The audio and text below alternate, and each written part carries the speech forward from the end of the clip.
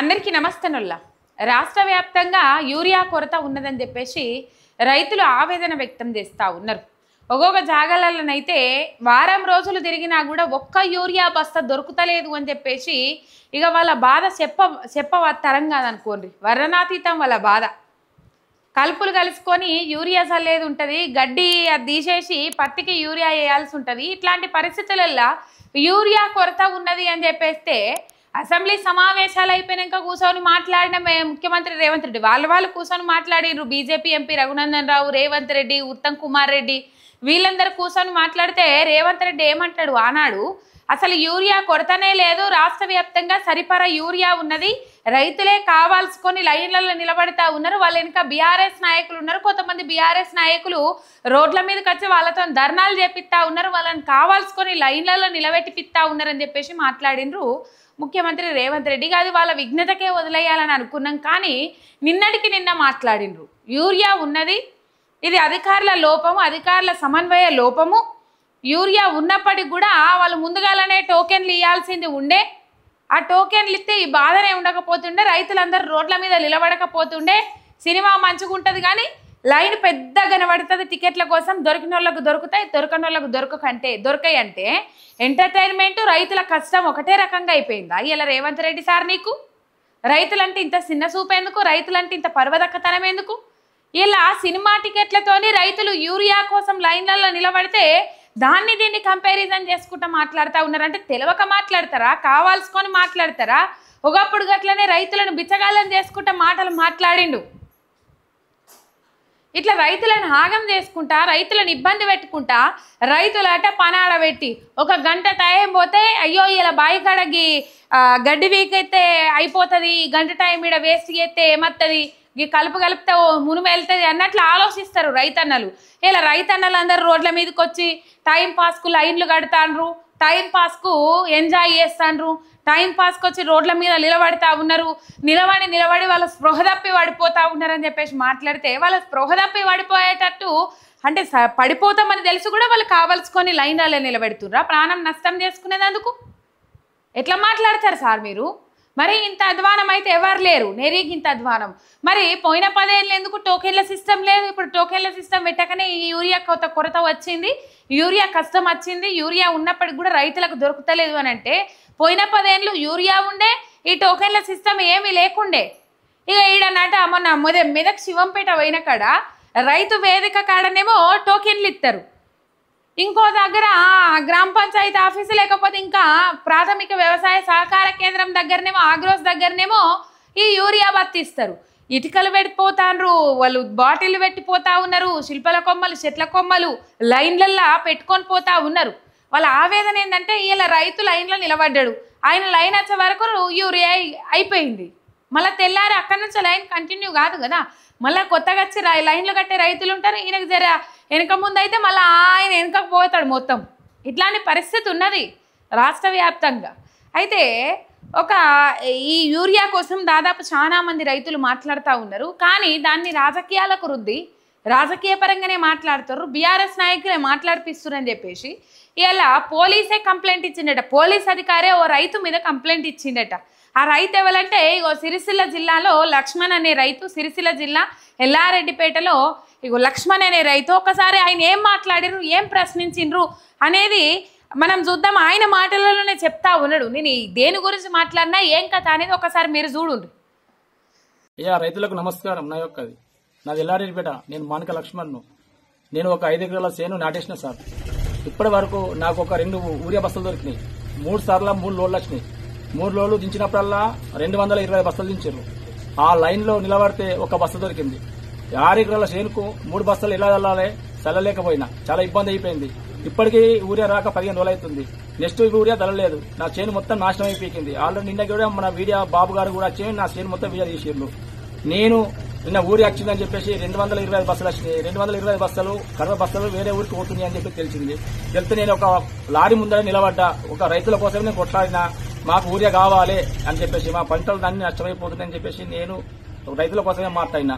నేను ఏ పార్టీతో నాకు సంబంధం లేదు, ఇంతవరకు నేను ఏ పార్టీ కండ వేసుకోలేదు. నేను 10 సంవత్సరాలు దేశం పోయినా, నేను వచ్చి ఇప్పుడు సంవత్సరం కూడా అయితే లేదు. ఆల్రెడీ నేను ఎక్కడ ఉన్నా, ఏ పార్టీలో తిరిగినా గానీ, ఏ పార్టీ కాంగ్రెస్ కొని తిరిగినా గానీ ప్రూఫ్ చేయరు. నేను ఏడంటే నేను ముక్కు రాస్తా. కానీ ఏదోటి నిన్న మాట్లాడిన దానికి నా ఆవేదన, నా పొలం ఖరాబ్ అయిపోతుందని చెప్పేసి నేను వీడియో తీసిన వీడియో కూడా ఉన్నది. ఆల్రెడీ నా పొలం వీడియో తీసింది కూడా మన బాబు తెలంగాణ ఆయన కూడా వీడియో తీసింది ఉన్నది. అది కూడా వేసిర్రు.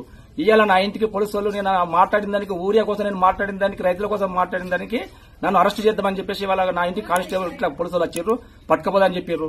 కొంతమంది ఏది మన కాంగ్రెస్ వాళ్ళు నా మీద ఏదో నాకు తెలియక నా రైతు నా పొలం ఒక ఖరాబ్ అయిపోతుంది కాబట్టి అని చెప్పేసి నేను ఏదో ఆవేదన కొద్ది నేను మాట్లాడినా గానీ, ఏ ఒక్క పార్టీని కించపరిచినట్టుగా గానీ, ఒక మనిషిని కించపరిచినట్టుగా మాట్లాడడానికి నాకు ఏది అవసరం లేదు.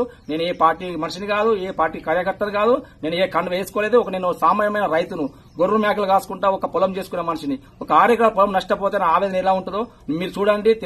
నమస్తే తెలంగాణ పేపర్ వాళ్ళని కూడా అడగండి. ఆయన బాబు గారే నా పొలం తీసిండు.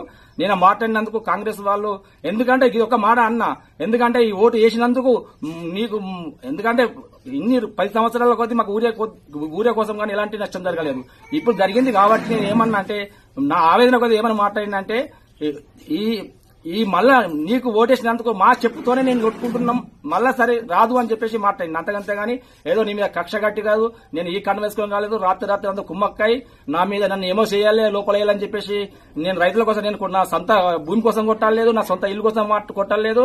ఒక ఎల్లారెడ్డిపేట మండల ప్రజలందరి కోసం నేను ఒక ఊరియా కోసం కొట్టాడినందుకు ఇలా మీద కాంగ్రెస్ వాళ్ళు ఇలా బురద తల్లి నన్ను ఏమో లోపలేయాలి, బయటకు రాకుండా చేయాలని చెప్పేసి నా ఇంటికి పోలీసులు వచ్చారు. నన్ను పట్టుకపోతారట, ఎవరో ఈ ఆర్మీ వాళ్ళు వస్తురట, వీళ్ళు వాళ్ళు వస్తురట అని చెప్పేసి పెద్ద పెద్ద మాటలు మాట్లాడుతున్నారు.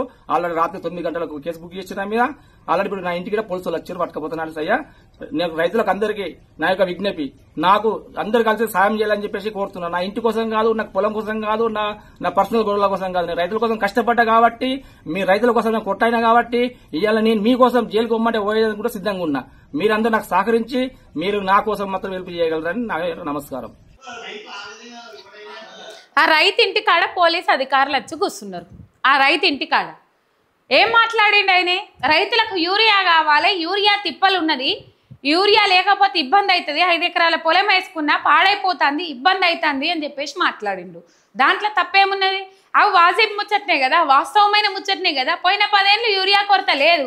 ఇప్పుడు మీ కాంగ్రెస్ నాయకులు అడిగితే చెప్తారు పోయిన 10 ఏళ్ళు యూరియా కొరత ఉన్నదా అని చెప్పేసి. కాంగ్రెస్ కార్యకర్తలను అడిగితే చెప్తారు. సిద్దిపేట జిల్లా రాఘవాపూర్లో రైతు దగ్గరికి పోతే ఆ రైతు కాంగ్రెస్ కార్యకర్తనట. ఏం చెప్పాలనమ్మా, పోయిన 10 ఏళ్ళు రైతుకు ఇంత గోస లేదు, యూరియా కొరత లేదు, ఇప్పుడే యూరియా కొరత వచ్చిందని చెప్పేసి ఖుద్దు కాంగ్రెస్ కార్యకర్తనే చెప్పిన ఆ వీడియో మన ఎంఆర్ మీడియాలో ఉంటుంది.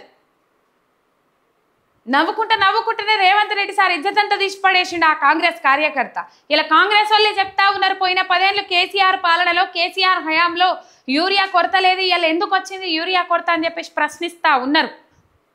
ఇలా ఈ రైతు మాట్లాడిన దాంట్లో తప్పేమున్నదోళ్ళ? కాంగ్రెస్ నాయకులట కేసు పెడతారట. కేసులు పెట్టరు కాదు కాంగ్రెస్ నాయకులారా, మీరు ఏం చేస్తారంటే ఆడ పోయి యూరియా సప్లై చేయండి. మీరు రైతులు లైన్లు కట్టిన కాడల్లా వీళ్ళు బీఆర్ఎస్ నాయకులే లైన్లు కట్టిపిస్తారు, బీఆర్ఎస్ నాయకులే లైన్లు కట్టిపిస్తారు అంటారు కదా. లైన్లు కట్టే కాడల్లో పోయి మీరు నిలబడుర్రి, తెలుస్తుంది రైతులకు యూరియా కొరత ఉన్నదా లేదా అనేది అర్థమవుతుంది కదా. మీకే అర్థమవుతుంది, మీ కళ్ళతోటి మీరే చూడొచ్చు, కళ్ళు పెద్దగా వేసుకొని మరీ చూడొచ్చు. నిజంగా వీళ్ళని బీఆర్ఎస్ నాయకులు నిలబెట్టిపిస్తా ఉన్నారా, లేకపోతే రైతుల కడుపు మండి వీళ్ళు యూరియా కోసమే పడిగాపులు కాస్తా ఉన్నారా? రాత్రనక పగలనక నిద్రాహారాలు మాని ఎందుకు నిలబడతా ఉన్నారు ఇలా రైతన్నలు అనేది అర్థమవుతుంది. ఇలా పాపము ఈ రైతన్న మీద కేసు పెట్టి అరెస్ట్ చేసుకపోతామని పోలీస్ అధికారే కంప్లైంట్ ఇస్తాడట. అదేందో మరి కొత్తగా.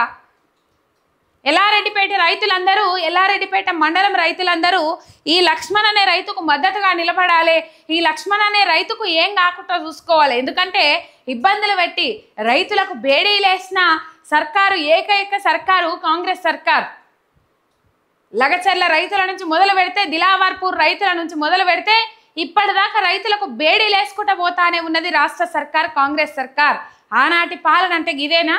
ఇందిరమ్మ పాలన అంటే గిదేనా? ఆనాటి రోజులు తెత్తాడో మన రేవంత్ అన్న అంటే గివేనా సారు? ఇంతకంటే మించిన దౌర్భాగ్యమైన పాలన ఇంకేదన్నా ఉన్నదా సారు? ఇక ఈ చక్కదనాలకు వీళ్ళు అంటారు 15 ఏళ్ళు మేమే అధికారంలో ఉంటాం, 20 ఏళ్ళు మేమే అధికారంలో ఉంటాం. ఎందుకు సారు? ఒక 2 ఏళ్లలోనే ఇన్ని సుక్కలు చూపెట్టారు రైతన్నలకు కానీ రాష్ట్ర ప్రజలకు కానీ. ఇంతగానం సుక్కలు చూపెడతా ఉన్నారు మీ పాలన చేయబట్టి. అంత చక్కదనాల పాలన ఎలగబెడతారు. ఈ 5 ఏళ్ళు చూసుకోరు సారు, వెనకసిరి మాట్లాడుదురు కానీ వెనకసిరి ముచ్చట. మొత్తం మీద ఈ పరిస్థితి ఇక లక్ష్మణ్ అనే రైతు ఇంటి దగ్గర ఇక పోలీసులు పోయి ఆయనను అరెస్ట్ చేసి తీసుకుపోతామని పడిగాపులు కాస్తా ఉన్నారు. ఈ పరిస్థితి ఉన్నది. ఇది కథ. మొత్తం మీద పాపం ఈ రైతు మాట్లాడింది ఏమీ లేదు, అయినప్పటికి కూడా అరెస్ట్ చేసుకొని తీసుకొని పోతా అని అంటారు. రైతులంటే ఎంత చిన్న చూపు రేవంత్ రెడ్డి సర్కార్కు ఈ ఒక్క వీడియోతోనే అర్థమైపోతా ఉన్నది. ఒకవైపు రైతులకు యూరియా తిప్పలు ఉన్నదనంగా కూడా దాని మీద సమీక్షా సమావేశాలు పెట్టకపోగా ఇంకా పెట్టినప్పటికి కూడా యూరియా కొరత లేదు, రైతులే కావాల్సుకొని చేస్తూ ఉన్నారని చెప్పేసి రైతులను ఒక మోసగాల లెక్క చిత్రీకరించే ప్రయత్నం చేస్తూ ఉన్నాడు రేవంత్ రెడ్డి, తుమ్మల నాగేశ్వరరావు, రేవంత్ రెడ్డి సర్కార్. ఒక సబ్స్క్రైబ్ చేసుకొని సపోర్ట్ చేయండి.